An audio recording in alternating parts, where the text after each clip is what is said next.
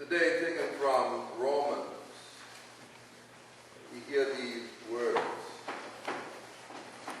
Do not be conformed to this world, but be transformed by the renewal of your mind, that you may prove what is the will of God, what is good and acceptable and perfect.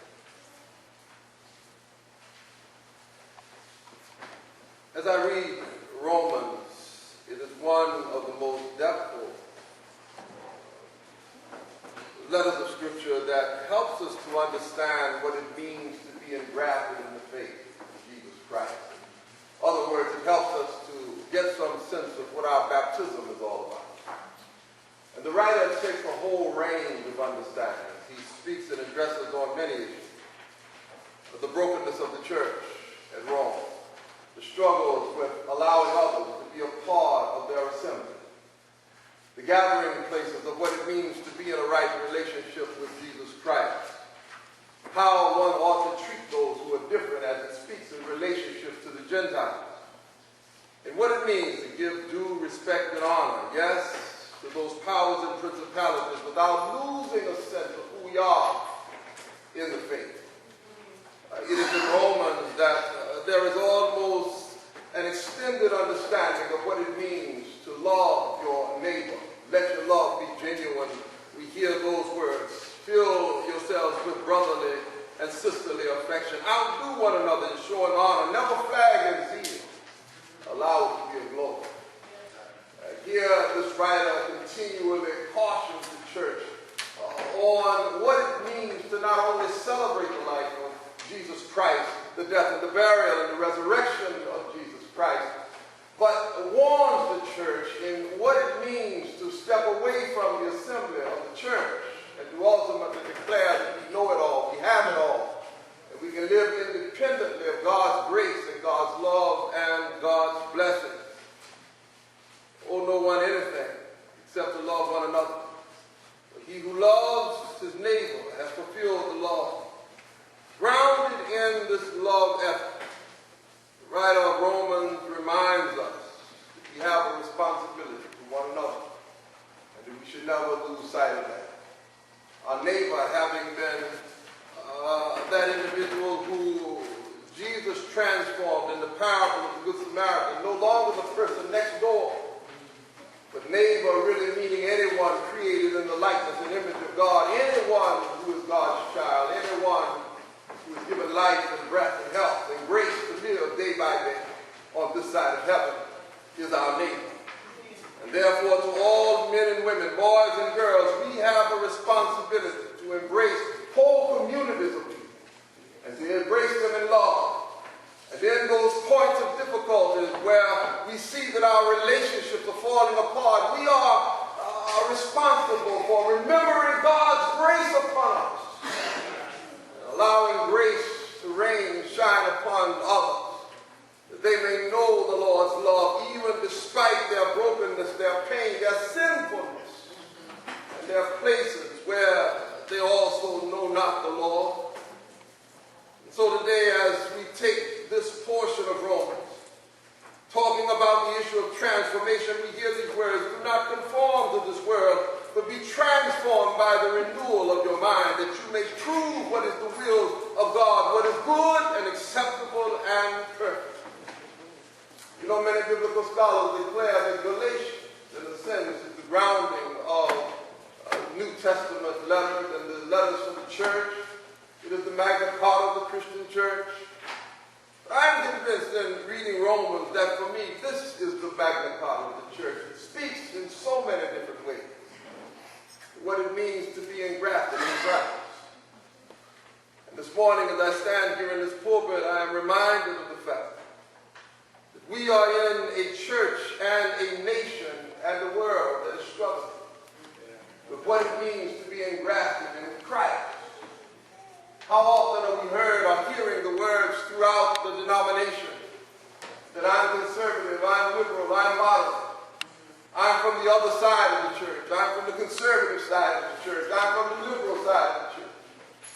And yet the calling for each and every one of us is to be one in Christ. There is some confusion in how we understand ourselves and our relationship body of Christ. But I also get that same confusion when we say over and over again in our Pledge of Allegiance, one nation, under God, indivisible, with liberty and justice for all. But then I hear the leaders of our nation say, I'm conservative, I'm liberal, I'm modern. All of these divisions and camps, what one nation, what liberty, and what justice, and for who, for all? What are we declaring in the midst of our faith today and in our nation that we declare is grounded on faith? Yes. But if that is not enough, in just about every institution and every part of this world, we are seeing the violence and the brokenness and the pain of what it means to be a fragmented society, a fragmented world. In a time where we can pull a device out of our pocket and view almost any part of the world, see houses and people and land, see videotapes, and be able to look at people in other countries and learn more about them in the drop of a hat. We are more fragmented in this world than we've ever been before, declaring war and dropping bombs and killing individuals daily, each moment for the sake of power, for the sake of control over them. And there is something about all of this that is oppositional to love. And it's not grounded in a love for one another. And similarly, as I stand here this morning, speaking to African Americans, we struggle in the midst of our own communal context as to what it means to love one another. And to be in love with those who are outcasts and who are broken and who are also, in a sense, demonic in the life of our society. What does it mean to reclaim a community and to transform a church? And what relationship do they have? How do we build a sense of what it means to see a responsibility in this day and age for those who are our neighbors? Anyone who is created in the likeness and image of God. But first, let me give you a visual picture of transformation. When Alicia was growing up as a little girl, she recently revealed within the last 2 or 3 weeks that she always loved it when I was asked to come check her room before she went out to play. That Daddy would come in the room, he'd look in the room and say, okay, yeah, that's fine, and then leave the room. But when her mother came, the Inspector General of the house was walking into her room, looking under the beds, in the closet, and everywhere around the room.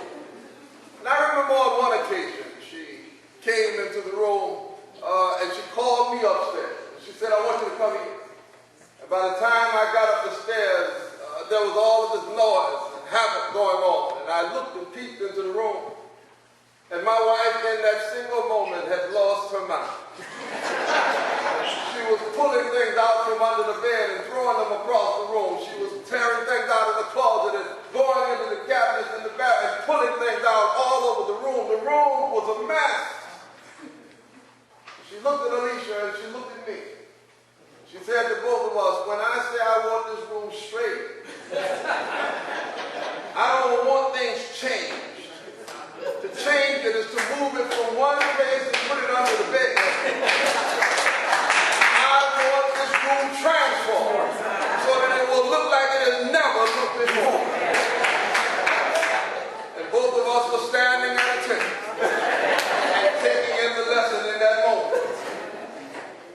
And you know, this is really what transformation is about. It's not just changing, moving something from one place to another. Transformation is about seeing something anew, seeing something we've never seen before in a way that we've never seen it before. Transformation is a total rearrangement of what we are and who we are and whose we are, an understanding of how we relate to those beings to give us life, health, and strength. Transformation is knowing at the depth of our soul that we are God's child, no matter where we are. It's also knowing that every human being in the back alleys or in the back streets or whether they're on Main Street, they too are our partners in the faith. They too are our partners in life. And as they rise, so fragmentation. Conservative, liberal, and moderate. What does it mean? It means today very little in the context of our society. And it certainly doesn't mean a lot in our faith. And it is almost sinful to appropriate and assign these kinds of labels to our faith. To our faith. If we are all one in Jesus Christ our Lord. The question really is, how do we move beyond the boundaries we have created for ourselves in the Christian context in order to differentiate ourselves when the calling of Christ is to bring us closer together despite our differences? I want to suggest this morning that a part of it is understanding the cyclical process of pain from the bottom up. Today we are about to initiate an education initiative in the life of our office, partnering with World Mission of the Presbyterian Church, U.S.A. And I believe that this fundamentally is one of the most pressing struggles that we will have and we do have in this nation right now. And that is being able to educate our children. You know, I am convinced that with everything we have at our disposal today, the internet, the wealth, the opulence, the ability to take children to different places and give them an education, and to do it in the classroom where they can sit in some classrooms across this nation and talk to children in other parts of the world by downlinking and dealing with all kinds of tools of the internet and the World Wide Web. That to have a child today to go to school from K to 12 and graduate with a certificate of completion and not a high school diploma is a crying shame. Have a child in a kindergarten and even first grade, they don't know their colors or their numbers. It is a crying shame in the United States of America. And we have allowed this to go on for too long. And our communities and our children grow up into adults and they're driven to the ditches of despair because they are not prepared for the world that they are to encounter. They're absent of work ethic. They're absent of the knowledge they know of negotiating any kind of arrangement beyond themselves. They're absent of the understanding of having skills. They're skills with their hands to be able to transform that into work. And they're oftentimes have failed the educational system and therefore have an inability, even when their own children go through it, to understand the dynamics to stop their children from failing also. And so generationally, you're seeing parents who have failed, going back into the school that they failed, talking to the teacher that failed them about their child who is failing in that same classroom. And this kind of cycle, it has to stop. And there is no reason for it. Because all of the resources we need to transform it are right here in this nation. And they're right here in this community. And so one of the lines, a part of launching this particular initiative, is the recognition that education does not operate in a vacuum. A child without an education, a decent education, a proper education. And I'm not just talking about classrooms, I'm also talking about an education in morals and ethics. I'm talking about an education in critical thinking skills and what it means to be able to go into situations and to be able to have a mind to calculate and to think through what it means to get through and navigate those situations. To go through this process in the absence of that has created a cesspool of failure in a whole community. And that's why around our churches, where in some instances we were in the middle class background, and upper class folk are on the way to doing something in the African American community and doing something. And now we are seeing those same communities now, with individuals who are poor and struggling, and dope dealers on the corners, and dope houses we can identify if we look close enough. And people who stagger in and stumble in on their last hope saying, is there any word from the Lord? And that day might determine whether they live or die when they leave our church house. We've gotten there because of the cyclical nature of not having a grounding, a proper grounding, and a holistic understanding of education. You see, I am convinced that it was right. He said you got to get a good education, son.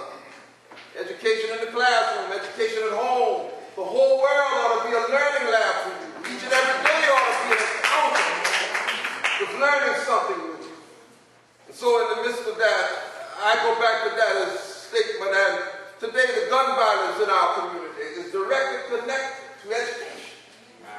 A child not educated, child not able to get into a job market when they become adults, child not properly trained on how to navigate a system and has no hope to feed their children, find themselves in some kind of underground market trying to make money. Selling drugs, selling crack, cocaine, whatever they can, getting back.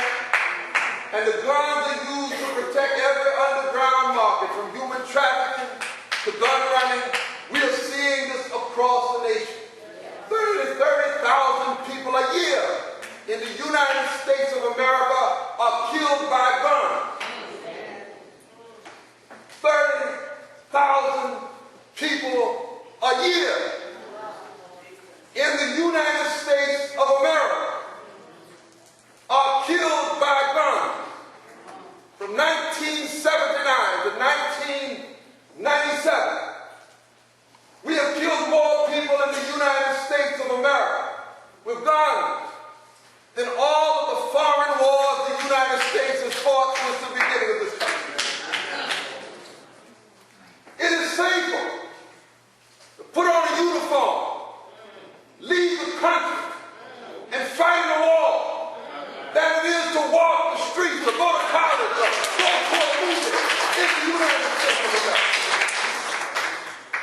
When we talk to our elected officials about common sense gun law, they act as though that's something strange and foreign.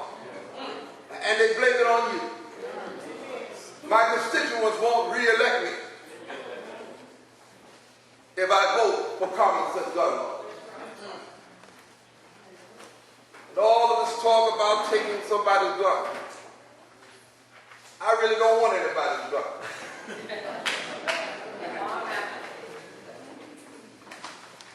But I do want to know that when gun running becomes a federal crime, it's more than it is today.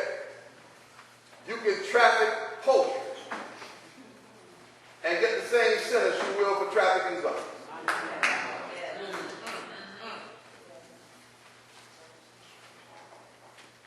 Background checks. We don't need background checks, is what they will say. And yet, they say they can't set up a system of background checks. They're not prepared yet to do it. If anybody in here has ever gone to a drugstore and purchased a decongestant, and you had to sign, and they looked at your license and ran all that information, afraid you're going to leave there and start making crystal meth. That's a background check. It can be done on a decongestant, but not on a gun. I don't understand. There are states where you can get out of prison one day and go to another state next door and get a gun 2 days later. No background check. I want us to think through how serious this is. Because more people are killed out of that 30,000 a year in the African American community than any other community in the country. It is representative of the struggles we have in not really getting through the process of the system of education, but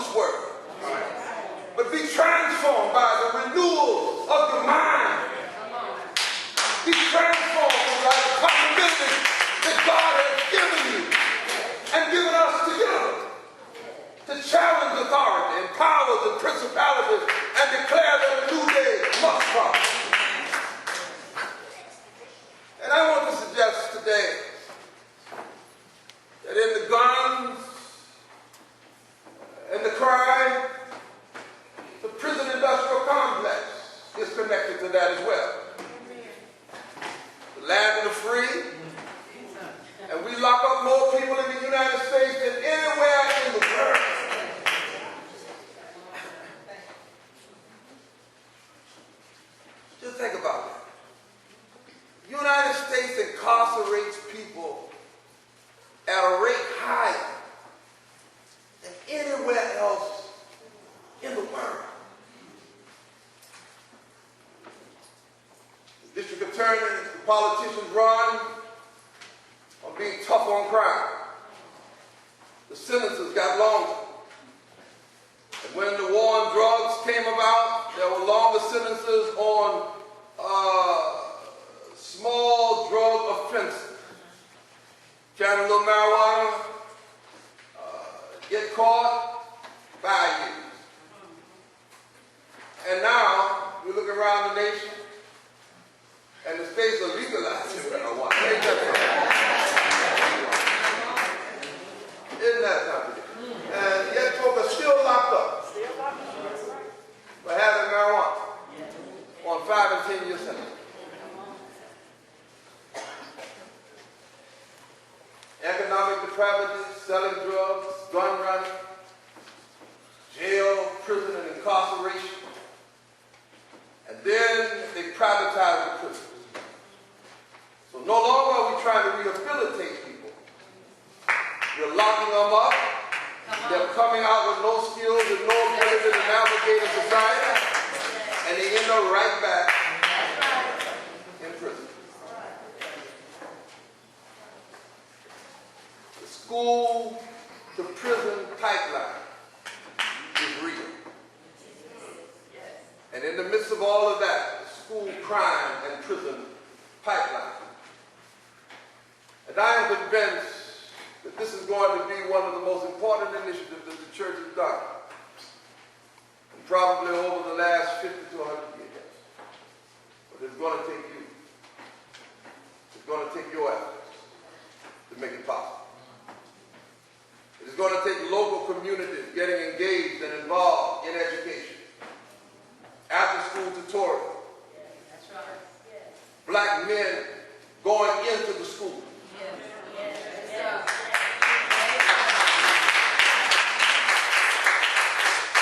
And bearing witness to the fact that there are black men who take responsibility in the life of their community. It is going to take us being able to take the church and make it a vessel of transformation with schools closed in the afternoon at 4 o'clock. Churches are going to have to then open their doors until 9 at night. In order that children don't go home as latchkey kids where most of our girls get pregnant. The children don't go home to get their houses and engage in all kinds of mischief in the afternoon while waiting for a parent to come home. And where children, even into the night, are told in those homes that have been broken and are not fostering their development, but they're told somewhere like the church house, you still love, you still somebody, you still care about you.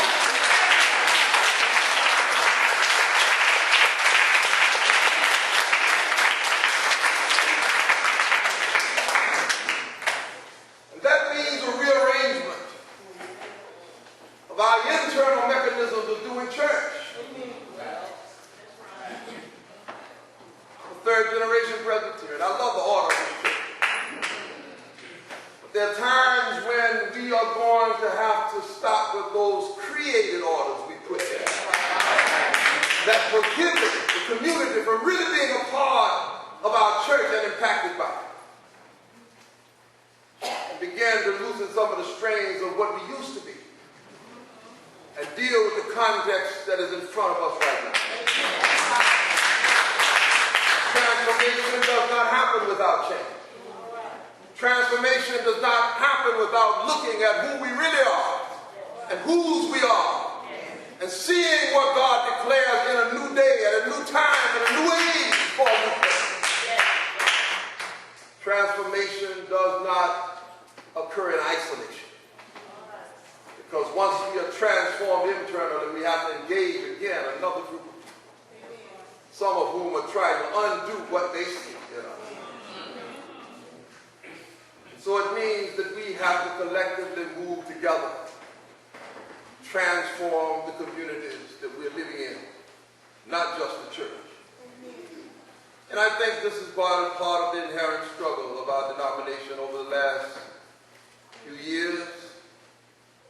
been so internally focused on transforming the church, i.e. the angst of the church, i.e. the struggles of the church.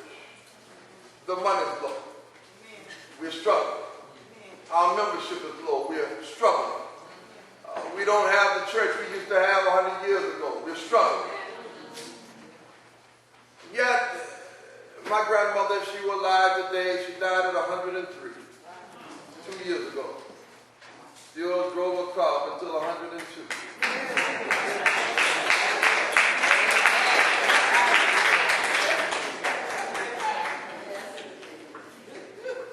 I can talk about that now. But at 102 when she was driving, I didn't talk about that.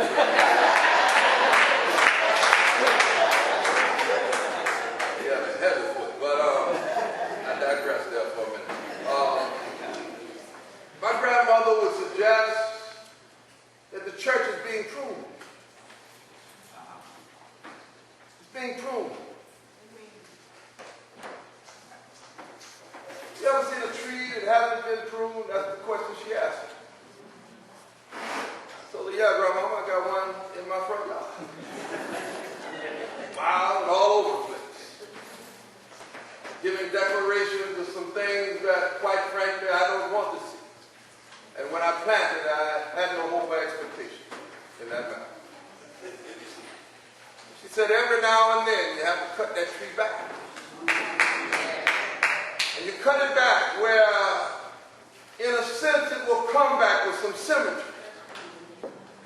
And it will take shape and form in a way that only God can give. So while we lament losses, while we lament the changing of a context or a community, while we lament the internal struggles, and while others look at us as dying, that's the way we look sometimes at a pruned tree. It's dead, isn't it? But no, God gives life. And when something is cut back, God gives it abundant life.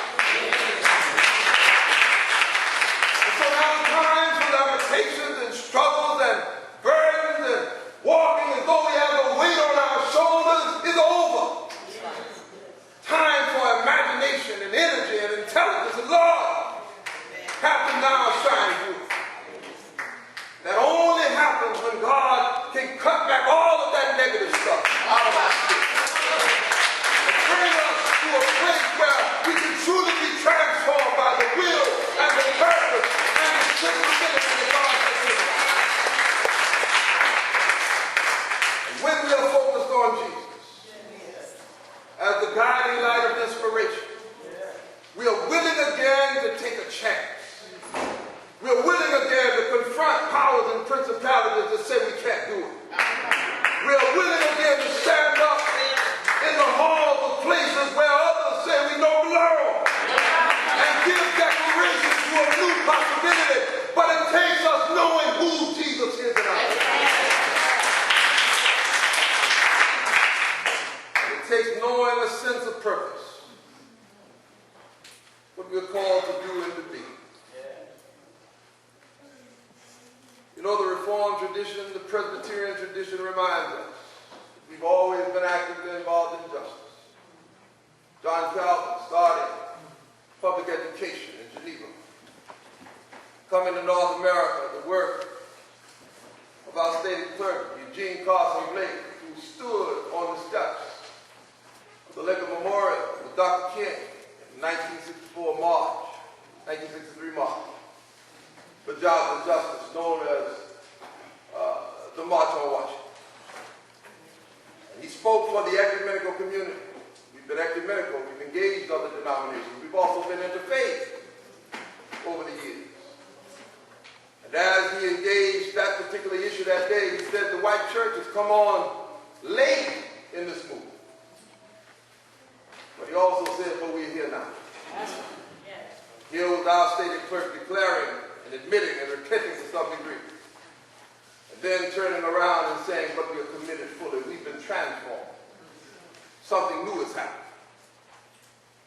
And we march and walk with it. And even even to this present day, with our office in Washington and with the office at the UN, we've continued to fight for justice in this society.